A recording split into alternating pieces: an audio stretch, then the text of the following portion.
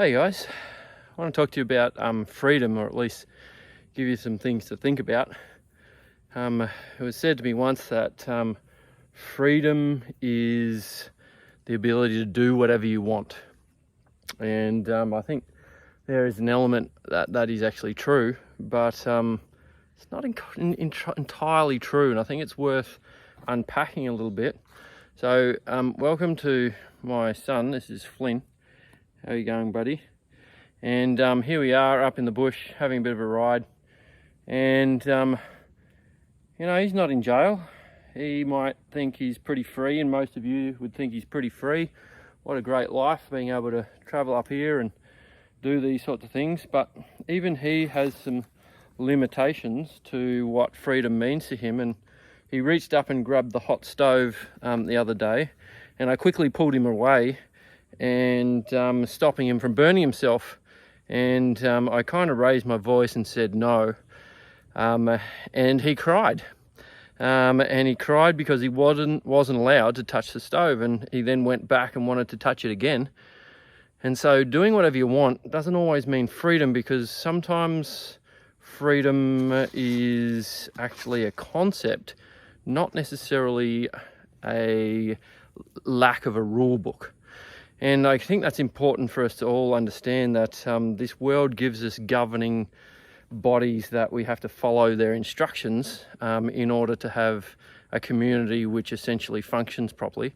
And places around the world which that doesn't happen, there are obvious problems with that. And so I think also of the Israelites in the Bible, and they were enslaved for 400 years. That is many, many generations, and these guys finally were set free thanks to God's providence for them and their deliverance through Moses. But then they are wandering around the desert, and they actually want to go back to that life where they were imprisoned, because sometimes it was easier. So freedom actually brings its own set of challenges. And this is the interesting part about God. He wants to set us free, and he never forces us. And so we can choose to sort of, go with that concept and follow some of his guidelines, which are there to help us. They're not a limitation for the purpose of God. They're actually there just to help us. So, don't murder. That's pretty obvious. That helps us. Otherwise, everybody will start killing each other. Stealing and coveting and following God and putting God first, they're all there for actually our own benefit. And so I think it's important for us to understand that freedom is more than just a lack of a rule book. It's actually following the best path for us, and sometimes we always don't know what that actually is. And I think that's an incredibly powerful concept. And I think Paul also had it nailed when he talks about his hardships that he's had to experience. And these hardships sort of go on. He was shipwrecked and put in jail. And as he's sitting in jail, he says, I can do all this through Christ who strengthens me. And some verses say, I can do all things.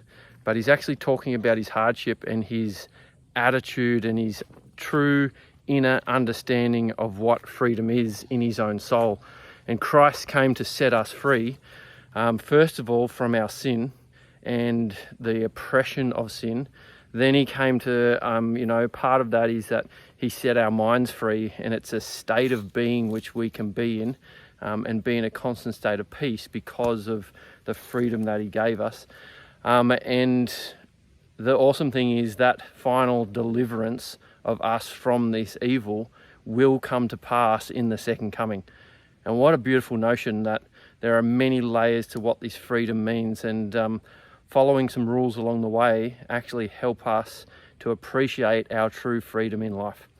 So maybe you also can ponder and meditate on that concept, and I hope God teaches you through that time.